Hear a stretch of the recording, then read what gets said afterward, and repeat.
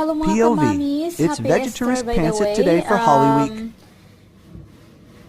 Today, I would like to share you this short video of mine na since it's a Holy Week, no? So, magluluto po ako ng noodles without meat. Kasi susubukan kung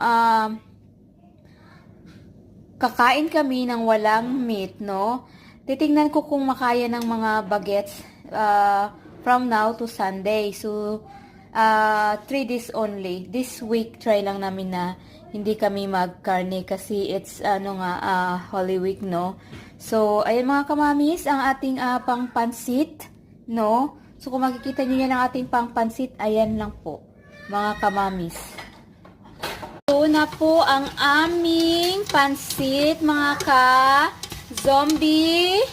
Ayan. So, this is a vegetarian, no?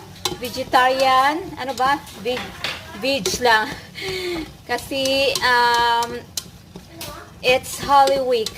So, no meat tayo ngayon po. So, ayan. Naan natin yung apoy kasi naano na po siya. Dumikit na. So, yan lang po. Pansit lang po tayo ngayon, mga ka-zombie mom. So, yan. Babush.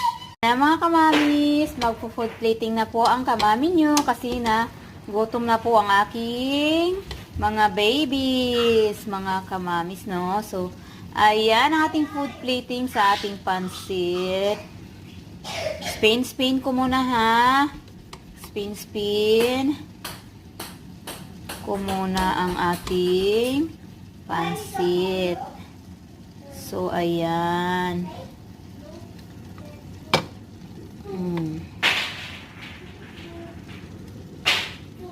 Agoy, nahulog na siya.